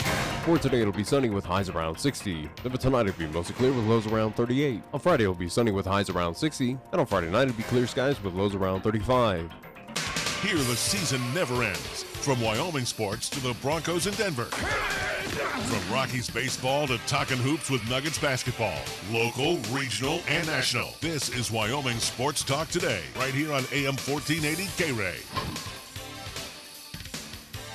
Right now, we're talking with Cheyenne Central High School head coach Mike Apodaca as the Indians get ready to take on the Cheyenne South Fighting Bison. Coach, obviously, your young men know what's at stake when you're in. Little pressure on the kids, or is it more pressure on the coaching staff? Yeah, I'm not sure that there's any pressure. I think we're both embracing it, to be honest with you. I mean, we're in the 9th game of the season. We still have a chance to make the playoffs, and we've just tried to embrace that part of it. So, I don't feel any pressure. I'm not sure that the kids do either. Just, we just got to do what we do. You look at this Fighting Bison team that you're taking on, and of course you're at Fighting Bison Stadium. They come off a win last week against the Campbell County Camels. Of course, you've had 2 tough ones over the last couple of weeks, one that we had with you against Cheyennes and Casper Natrona here most recently. I guess the question is for your team, a couple of tough ones, but are they battle-tested and ready to rock and roll here on Friday? I think they are. I think they understand the task at hand. They've had a good week of practice so far and energized, and coming off 2 losses that, at some points, you felt like you were in the game and then kind of got taken out from under you real fast and getting through those emotions. But they've been pretty resilient all year and coming back to practice each week, ready, for the next task, I guess. As you look at this South High Fighting Bison team, Coach Gallas is going to throw that flex bone at you, and if they need to throw it, they'll throw it as well. Defensively, they do pose quite a bit of problems.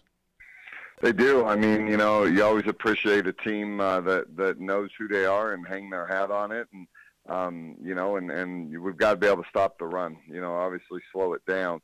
To hopefully get them into long yardage situations. And so, they do a heck of a job over there. They got, a good group of skilled kids, and they play hard. That's what shows on film. They seem like a kind of a tough, scrappy group, and we're going to have to match that piece, against kind of a powerful running team.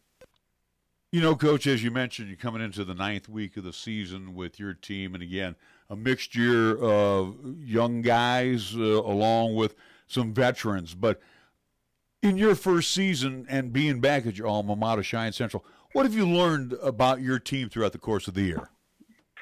I think kind of what I said earlier. I think kids are pretty resilient, probably more so than us as coaches. I mean, if you lead them, I think they'll follow, and they're doing a heck of a job at that. As a teacher, as an educator, as a coach, we're always trying to teach our kids things, and that's no different on the football field. And I think the biggest thing this year is just, teaching them that, to kind of believe in themselves, to play for 48 minutes, those sorts of things. I think they've been beat up, for so long that it's been easy to pack a game in, pack a season in, and so we've really focused on that piece of it. And we definitely see it. I think we all wish it came faster, and it has maybe. But we've been close in 2 other games. But again, going back to, I think some of those things I just talked about kind of reared their ugly heads, and so we've just got to be able to overcome ourselves, to be quite honest with you.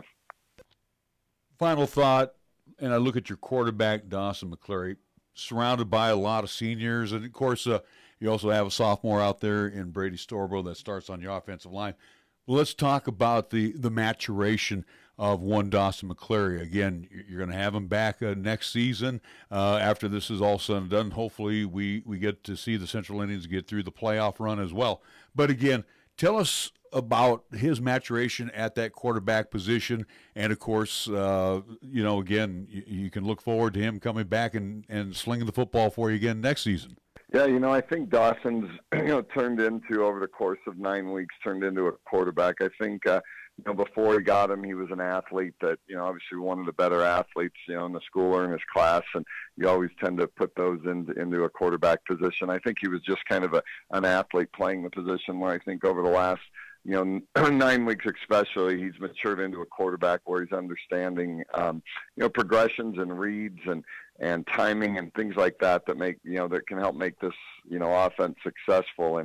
And I think as we look forward to next year, just having that year under his belt of running our system, and when I say running it, not just knowing it, but, he has a lot of checks that he goes through himself to make sure we're in the right position. And I think having that year under his belt is just, he'll start now. His true athleticism and arm talent will just start taking over, because the thinking part will slow down. So definitely, and more importantly, I think the thing about Dawson that's really impressed me is he's a warrior. There's probably no kid that's harder on himself than he is. He has high expectations for himself, and at times we've struggled to protect him, and the kid's taking some shots and he just keeps getting up. And so hopefully this week we'll do a little bit better job of that. But I just really appreciate his leadership in that, and look forward to his week this week, and hopefully another week and beyond, and then obviously into next year. Due to our stormy season this summer, Jolly Rogers RV Sales and Service is offering you a hail of a deal on a wide variety of travel trailers, including toy haulers. Get up to an additional 50% off MSRP on Jolly Rogers' already low prices. Check out their new and used inventory. Damaged or not, you can still travel in style. Call Jolly Rogers RV Sales and Service today, your exclusive Jayco dealer, at 634-8457. See them at 6102 U.S. Highway 30, or go to jollyrogersrv.com. You love the Lennox difference, from collision repair to minor nicks and dents. Certified quality you can trust. Nobody cares about your car more than us. Lennox Auto Body, we do what we say. We fix it right and get you on your way. No shortcuts, no compromise. Lennox Auto Body. No shortcuts, no compromise. Lennox Auto Body at 1020 Dunn Avenue and the Detail Center at 617 East Pershing Boulevard, Cheyenne. The 2018 Kia Stinger can be your dream vehicle come to life. I'm AJ Miller, and we have the impressive 2018 Kia Stinger here at Kia of Cheyenne. The Kia Stinger comes with choice of 2 turbocharged engines, giving the Stinger strong performance at a budget-friendly price. This car is tough to beat with numerous standard features and comparably priced lower than other vehicles in its class. You need to come to Kia of Cheyenne and drive the Stinger today. Call us at 775-0123 or go to KiaofCheyenne.com and we'll make it easy. First Tier Bank strives to remain competitive and offers some of the best CD rates in the community, as well as area banks and credit unions per Rate Watch reports. How does that make a difference to you? First Tier Bank can assist you in securing some of the best rates on CDs. They have a 16-month CD at an annual percentage yield of 2.33% and a 27-month CD at an APY of 2.74%. First Tier Bank offers the personalized customer service you've grown accustomed to and deserve. Plus, feel confident that your finances are taken care of by a responsible, knowledgeable staff. Call 307-632-3500 and ask for Caitlin or Debbie. Member FDIC, Equal Housing Lender. Tired of lazy and predictable sports talk radio? We know you are. This is Cheyenne's new sports radio home. It's Wyoming Sports Talk Today, and it's right here on AM 1480 KRAE. Right now we're talking with South High head coach Dan Gallas. Coach, thanks for joining us once again on our pregame show. Real quick, wanted to chat with you. A couple things I saw last week in our ball game with the win over Campbell County. First off, it was a night that you honored your seniors, and again, very few seniors said adios to the program.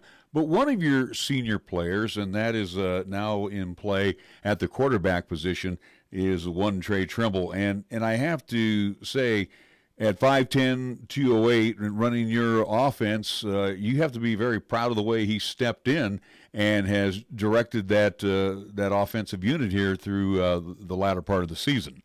Well, yeah, we are. We are proud of him. We're proud of all of the kids and how they're responding. He's doing a very nice job of taking our offense and doing what we do best, and that's executing our run blocks and fakes. And when we do call him to throw the ball, he threw pretty well the other night, and we're proud of that. I think I'm more proud of him and the way he leads his teammates and encourages and inspires them and calms them down at times. I'm also a fan of the guy in the trenches. They never get the publicity, but doggone it, on this radio show, they're going to get some publicity. Your lineman really stood tall and proud against Campbell County last week. Gave Trey time to throw, even though he only threw about 4 times. But the holes that they were opening up, and again, credit to your running backs. They did the run to daylight, but again, your offensive lineman really made the night easy for your running backs. There's no question that being a former lineman myself, I've always thought that the no-back runs where a lineman hasn't been first, and that was instilled in me long time ago. And I think that axiom still holds true, that you got to have the blocking to be able to run the ball. And our guys did a very nice job. I was very proud of them, and we're looking forward to them being able to execute tomorrow night. Coach, as we look forward to the game against the Cheyenne Central Indians, and again, we've both been on the playing side. We've also, you've had obviously more years coaching than I have, but the kids are smart enough to understand, and they've heard the media, and they know when they've gone to practice this week, the bottom line is win, you're in. How do you and the coaching staff kind of deflect that pressure from them and just get to the basics of, hey, here's what we got to prepare for on Friday night? Well, I think you tell them the situation, and then you leave it alone. I think that's the best way to do it.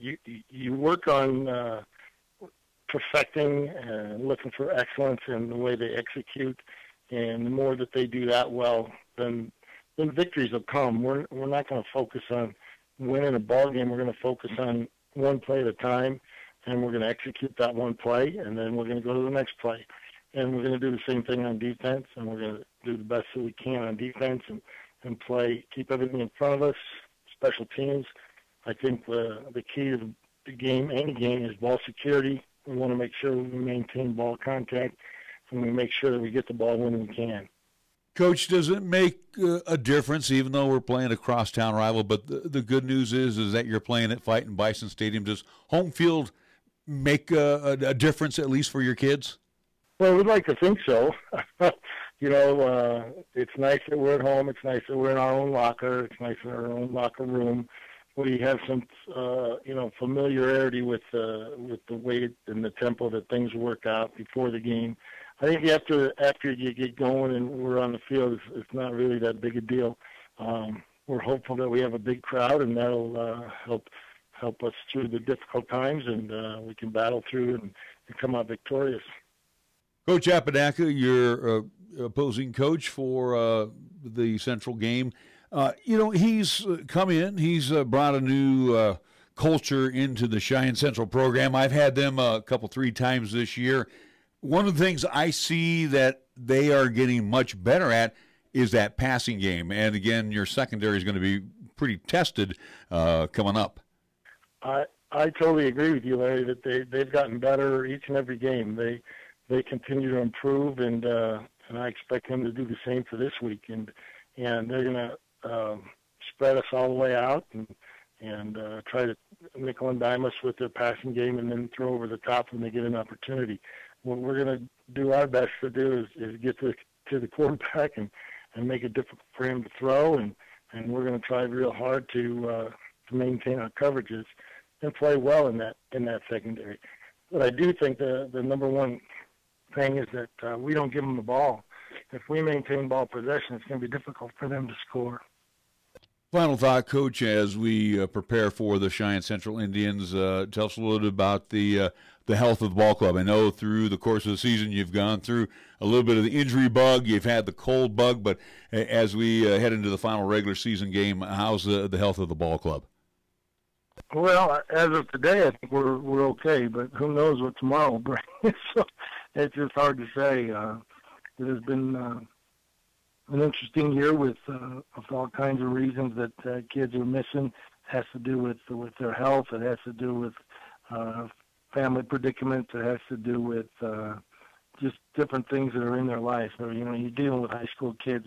It's really hard to predict what's going to come from one day to the next. 1480 KRAE is your home for live play-by-play coverage of high school basketball and football. Hi, this is Nick Brody inviting you to hear all the play-by-play calls of East, Central, and South football and basketball. You'll hear the conference action along with the postseason, and during the basketball season, 1480 KRAE features both boys and girls games. Catch all the exciting calls on AM 1480 KRAE, also streaming the games worldwide on the web at 1480KRAE.com. When you say Mondello Pizzeria, think authentic Italian. When you say Mondello Pizzeria, think made fresh from scratch. When you say Mondello Pizzeria, think great pizza, delicious Philly cheesesteak, superb hot and cold Italian sandwiches, meatballs, sausage, and special subs, calzones, crisp salads, and great service. When you say Mondello's Pizzeria, think unmatched Italian taste. Mondello's Pizzeria, 1507 Stillwater Avenue, your only true Italian stop for lunch or dinner. What do Wyoming's energy resources have to do with our schools, our first responders, our roads and bridges, and our highway safety? The federal government was supposed to split abandoned mine land coal fees with Wyoming, but Washington did what it does best. They kept the AML money and stiffed Wyoming, shorting us by hundreds of millions of dollars. John Barrasso used his experience and leadership position to get back what Washington stole from us. In the process, he taught Washington, D.C. a thing or two about fairness and honor and how we do things here in the West. And the money we were owed? It's money to help make our roads safer and help our communities succeed.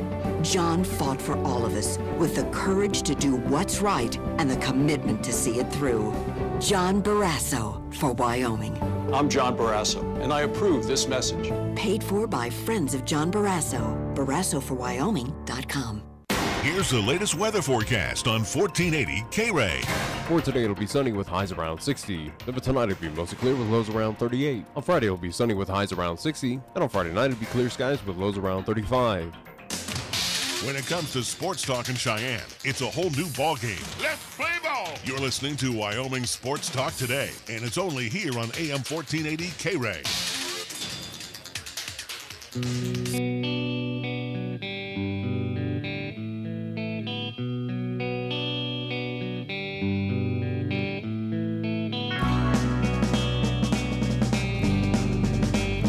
We are back on Wyoming Sports Talk today. Thank you again to both Coach Gallas and Coach Apodaca as we get ready for tomorrow's kickoff between South and Central. 6 o'clock kickoff, 5:30 pregame show. Looking for a daytime high tomorrow here in the Cap City of 60 degrees. So still football with, hey, at least it's not going to be 60 at game time. It's going to be 40, still cold. It's not going to be 40. It probably will be. Sun's going to be up till about 7 o'clock, so we'll get at least an hour of sunshine, and it's still pretty warm. Once the sun goes down, then it cools off a little bit. It's supposed to be a low of only 35. Well, I guess overnight. up in that press box, there should be only one window open, which would be us, because we should be the only ones there. Sure. And Saturday, it's supposed to be 62 here in Cheyenne, 59 for Laramie. If you happen to go over the hill to watch the Pokes on homecoming against Utah State. Get their brains beat out. Again, we'll talk about that game. You got some tickets to give away. Do it. Wow. Boy, don't talk to me like that. Anyways, so I'm telling you, I'm not talking to you. Be quiet. Be quiet over there. Just do whatever you're doing. Anyways, yes, we are giving away a pair of tickets to go see Wyoming versus Utah State coming up Saturday, 12:30 kickoff there in Laramie. Yes, it is homecoming. Also, too, on top of these pair of tickets, again, we will give away not one but two today, as one was suspended or at least given back to us here on KRAE. But along with the pair of tickets, we will give away a pair of goodies to go see our friends over at Chick-fil-A at the corner of Delrange and Windmill. Again, those goodies only valid at that location, not anywhere else. So let's get to it. Thank you to all who entered on the Facebook side. Again, we will have contests like this throughout this season. Again, for football, as we do have a few more home contests. We also, too, just received Cheyenne Stampede tickets when they are in town. So thank you to Mark Lance. We will give away a pair of tickets to go see the Stampede when they are in action as well. So, again, stay tuned on our social media sites, especially for Wyoming Sports Talk Today on Facebook, where you can simply search for Wyoming Sports Talk Today, or it's facebook.com/WYO Sports Talk, WYO Sports Talk. Anyways, though, winner number one out of the Fishbowl of Awesomeness will be Aaron Sutter. congratulations, Aaron Sutter. You are winner number 1 of a pair of tickets to go see Wyoming versus Utah State. And winner number 2 will be Jeff Wordman. Jeff Wordman. I hope I'm saying that right. Wordman, Wordman. Congratulations to both Jeff and Aaron. You are our winners for today. Again, the final winners for this week. I will notify you and message you over on the Facebook side how you come by and pick up your tickets, which you should, at least your only chances are for tomorrow, I do believe, unless are we giving the option for Saturday as well. I don't think so, because, again, we got to get it over there as well. So, anyways, though, again, I will message how you come by and get these tickets. I think the latest you can come in on Saturday be 9 o'clock, and then I'm adios because I have another event I need to be at by 10, in addition to going to Laramie. So, what event is that? The Fall Festival. Our good friends over at Riverbend Nursery and Stone Company having their 2nd annual Fall Festival. It'll be a lot of fun over there. Get your pumpkins. You can do that. They got some great food that they're going to be serving up there.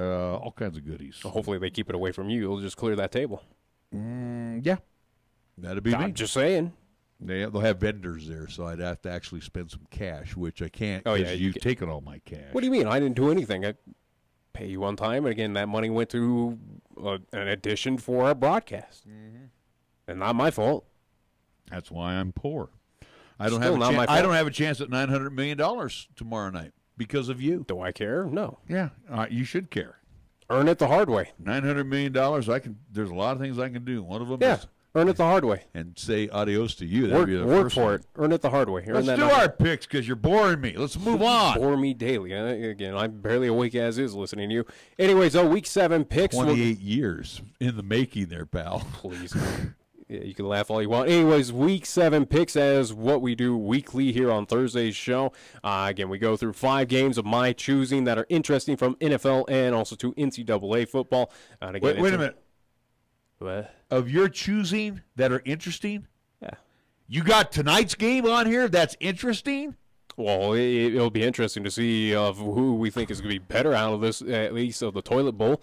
Again, also, too, it's at a locality. But, again, 5 games that at least piqued my interest or for whatever reason. But, again, we go against a spread when there is a spread. If not, it is a straight pick 'em. Anyways, who's in first place? You are barely, barely. Again, I'm giving you that little handicap from last season where you were, sub 500 by 20 games? My handicap is you. Move on. Yeah, you can make all the jokes you want, but again, it's not going to let you win. Anyways, Week 7 picks. We'll start with game number 1. It will be Thursday night's contest for tonight. Denver Broncos, they are 2-4. We'll be at the Arizona Cardinals, 1-5 overall at State Farm Stadium in Glendale, Arizona. 6:20 kickoff for tonight. You can see it on Fox and also to NFL Network. And if you're a subscriber to Amazon Prime, that's where also, too, you can see it. The Broncos are a 1.5-point favorite heading into the contest for tonight. Unlike the NCAA games, I don't give any factoids to swing you one way or the other on NFL games. So in this, I'll start. I say Cardinals at home, Arizona, make it interesting. I think they win coming up tonight and puts a little pressure on Vance Joseph and maybe also to that front office, being GM John Elway has to make some serious decisions if, for whatever reason, the Cardinals do win tonight, which I do believe they will.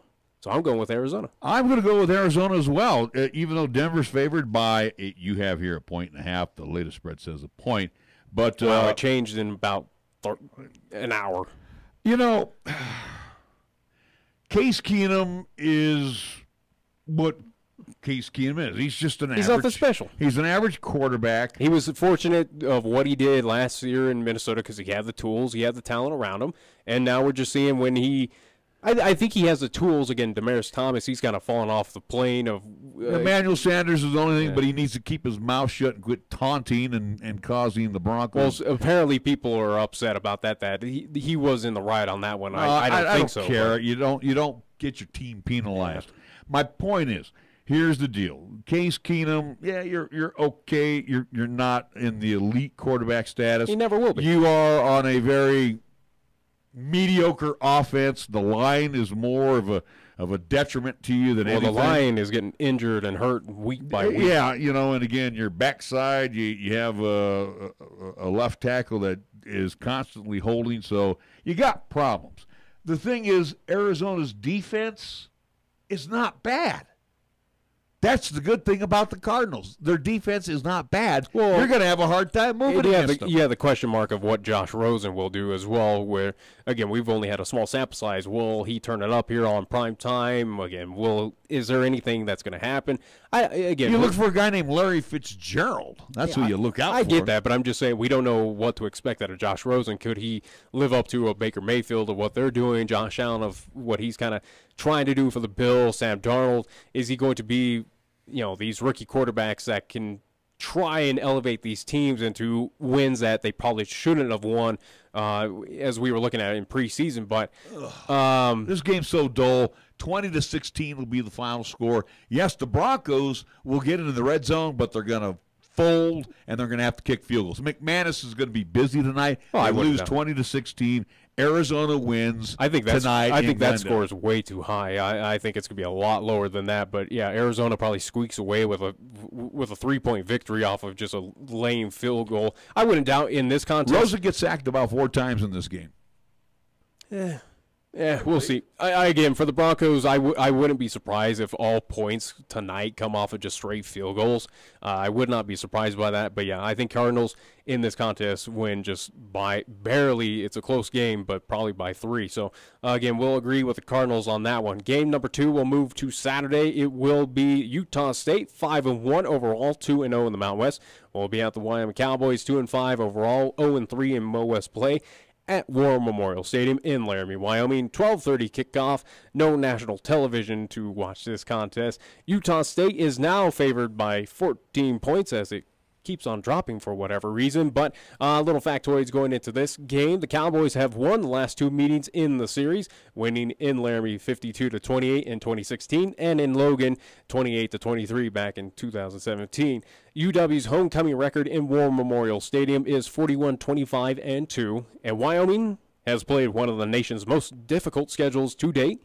Wyoming's schedule currently ranks number 1 in the Mountain West Conference and number 25 in the nation. So that's the reason, I guess, why Wyoming is 2-5 right now. Anyways, though, Utah State, again, favored by 14 points on the road. I'll let you go. Utah State don't need to go any further. Yeah, we've talked enough about this game. Utah State, I think 14 absolutely. Points that's a gift. Well, don't take my line. I've been saying Utah. Yeah, this 14 points and why it's trending downwards. Obviously for Vegas to make money on this, but that point spread is just way too low for this one. Utah State should easily win by 30. This is a game. This is that game where it's going to get out of hand. It will probably get out of hand at halftime. By halftime, it has that feeling like it will be. But yeah, I think we'll agree on this one. Again, obviously Utah State. Yeah, they should cover that 14 points and very well. Moving to game number 3, number 16. Well, actually, I want to go back to that game. The interesting factoid I want to get your thoughts on. Again, Wyoming playing one of the nation's most difficult schedules, top in the Mountain West, number 25 in the nation. I mean, does that change your opinion on anything about the Cowboys? Does that do anything for you when hearing that stat? Well, that's basis off of their opponent's current, at least current records. Yeah, records or at least percentages. I mean, for me, does that change anything or does it matter? Not really. No, it's not a big Power 5 schedule. No. Correct me if I'm wrong. I think San Jose State has had a tougher schedule than Wyoming. Yeah. I think, they're just above them. And, again, a few other top, at least Power 5 teams are up there. But they're finding ways to win, though. I think most notably, I think Ohio State was up there, at least in the top 25. Why do they find success? They're number 3 ranked, and they're undefeated. Look, gang, it doesn't seem like it's really stopping them. If you're like me, I'm tired of excuses. I'm tired of hearing the same rhetoric after every game and all of the hopes and dreams and we're going to do this and this has got to happen and they're the greatest thing since sliced bread. Yeah. Guess what?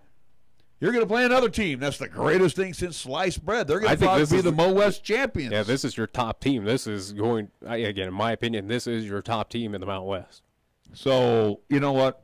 If they beat the spread, good for the Cowboys. But I'm telling you. That would surprise me. That would absolutely. But I'm telling you, it's not going to happen. No. We have seen enough of the Wyoming Cowboys. Sorry to the We got defense. a good enough litmus test. This is not, again, 2 games into the season. No, we got 7 games under the belt. And, yeah, this is – don't expect anything remotely positive out of this game. 2 wins, we should be happy with it. If they get 3, it's a bonus. If they win 4, holy cow, 5.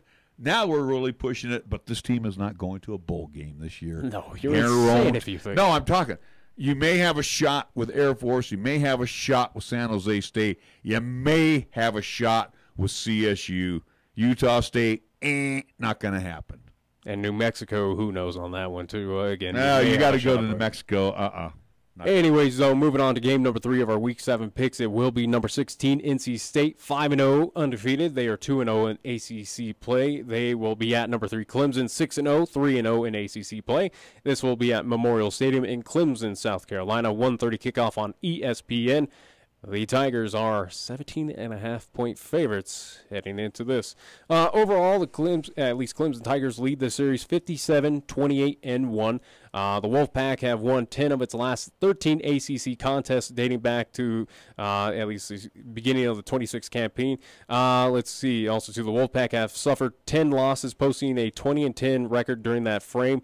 Also, too, 7 of those 10 losses have been by a touchdown, 7 points or less, including 3 of the 4 losses in 2017. So, for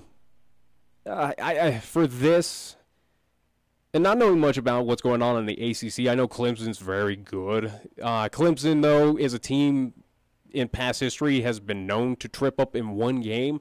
I don't think it will be in this one, but that 17.5 points, I think that's a little disrespectful to NC State and the Wolfpack and what they've been doing. They haven't their schedule, from what I saw, is nothing. It's nothing spectacular, but also too, it's nothing too cupcake-ish. I think that 17.5 point favorite for Clemson is way too high. So I go with NC State in my pick, not necessarily to win, but I think it will be a close one, a close effort, closer than 17.5. But Clemson does come away with a victory. No. They're not going to cover the spread. They haven't really. Boston College, University of Virginia. Who are we talking about here? We're talking NC State. James Madison, Georgia State. No, not going to happen. They did get canceled against due to the hurricane. Yeah. What was that on the? I can't remember. I think their 3rd game of the season. No, Clemson. If this was not played where the Tigers' home field is at, I would say maybe that might be too much. No, this is not one of those games that's going to be an ambush. It's at Clemson, 18 points plus. Winning, going away, Clemson for me. I think this will be a closer effort than what, again, that 17.5 just seems way too high, and it's a little disrespectful to that Wolfpack team of NC State. I think it's a close effort, and they come up very short to Clemson, and Clemson continues on its little win streak that it's got going on this season. But, that 17.5, again, that might fuel the fire of at least those Wolfpack players are going, hey, we're getting disrespected. And, again, we're looking at a number 16 ranked team, undefeated as well, too. Yeah, sure, again, the schedule is not anything too spectacular, but it's still, hey, you are 5-0. Dabble Sweeney in Death Valley at Memorial Stadium. No, not for North Carolina State. Sorry. All right, so you go Clemson, I'll go NC State. Game number 5, also too on Saturday. It will be number 12, Oregon. The Ducks, they are 5-1 overall. Correct me if I'm wrong. This is game number 4. That's what I said. You said game 5. I said game 4. You might want to clear out your ears. I said game 4, and it's on Saturday. Number 12, Oregon. The Ducks 5-1 overall, 2-1 in Pac-12 action. At number 25, Washington State. The Cougars 5-1, 2-1 in Pac-12 action as well. They will be playing at Martin Stadium in Pullman, Washington. 5:30 kickoff on Fox. Washington State, the Cougars, 3-point favorites for this Pac-12 matchup. Now for this one, Washington State trails the all-time series with Oregon 41-47-7, but Washington State has claimed the last 3 meetings. Mike Leach, in his 17th season as a head coach, which dates back to also to his Texas Tech time, and owns, at least his head coach, and owns a 127-82 career record, including a 43-39 mark as head coach out there at Washington State. Washington State has claimed 10 straight victories at Martin Stadium, the third longest home winning streak in program history. This one, College Game Day, will also to be there for the first time in Pullman on the Palouse. Washington State, we've seen this team. Also, too, we've seen a little bit of Oregon of what they were from last year moving into this season. As I told you, I think Washington State's a good outfit. They showed it here in Laramie. They ran into the struggle of that defense for the Cowboys, which, again, I think that defense is still a top 10 defense in the nation. It's just getting weighted down for how long they have to be on the field thanks to the Wyoming Cowboys offense. But anyways, though, for the Cougars, Washington State, yeah, I think they win. Again, being at home at Pullman, there's going to be a lot of hype around this contest. Again, it is, quote-unquote, a little bit of a rivalry with the Ducks. Yeah, Cougars at home. Yeah, they cover that 3. No matter what ugly uniform the Ducks wear. I don't know. You know, I'm looking at, here's what's going to happen. They beat Washington last week. Critical win. Very critical Washington, win. The Huskies are just, they're a bugaboo team. I know. Just trying to figure them out. This is a team. Washington was anticipated to be one of those Final Four teams to play for the national championship. They're not at any point in time. But Washington, that has been a roller coaster. How good are the Huskies how good are they really? It's hard to figure out this Washington team. Well, it is an impressive win, but they lost to Stanford. They beat Cal. Then they had a couple of cream puffs, Bowling Green and Portland State, where they put up like 120 points over those 2 games. Go figure. Struggled a little against San Jose State. Now you look at Washington State, and they had 2 cream puffs right out of the box. Wyoming. Yeah. And San Jose State. But they took care of business in both of those games. Yeah, they won pretty handily. They won handily against Eastern Washington. They lost to SC. That one kind of threw me for a little bit when they lost to Southern Cal. Oregon State, they got by Utah. This one is really a flip of the coin. You give Washington State 3 points because they're at home. I give Oregon the win by 1. I think Oregon State just has enough to beat. Oregon has just enough to beat Washington State. All right, so we'll disagree on that one. You'll go with the Ducks. I'll go with the Cougars. And in final, at least game number 5, it will be on Sunday. It will be the New Orleans Saints 4-1 at Baltimore Ravens 4-2 overall at M&T Bank Stadium in Baltimore, Maryland. 2:05 kickoff, and you can see that game on Fox as you're playing with your little can there. Thank you for that noise. And Baltimore, the Ravens are a 2.5-point favorite coming up on Sunday.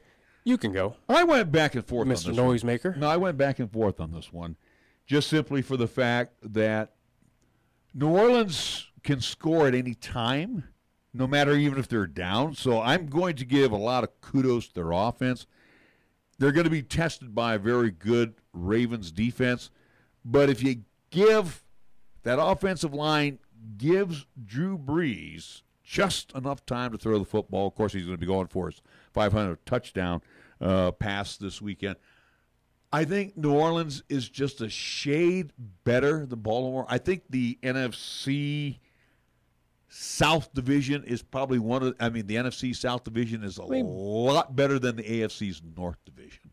But Baltimore, though, by itself, though, Baltimore, the Ravens, they are the crown jewel of that at least AFC North. They separated themselves from Pittsburgh and from the Cleveland. South of the NFC. I think Baltimore's a team in the playoffs. I think could make it to that championship game. I think they could contend. They could, but I don't. Again, Joe Flacco's very inconsistent. Joe Flacco is nothing special. Yeah, well, Joe Flacco's inconsistent. Where Drew Brees, you always get a good performance out of Drew week in, week out. I think you're going to get a good one. They're not a great road team. I just got a feeling in this one, this team is playing on a lot of emotion, and plus they had a break too. They got a week off, so they got even healthier. So I look for New Orleans to win this one on the road. One of those rarities that they actually win on the road.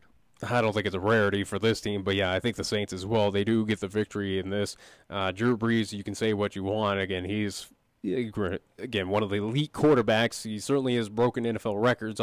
Again, what we saw at least of 2 weeks ago. But Baltimore, sure, you're at home, but I don't think it's enough to take care of this New Orleans Saints team. Again, coming off the bye, coming off of, again, getting healthy overall, or at least getting pieces back that they were desperately needing.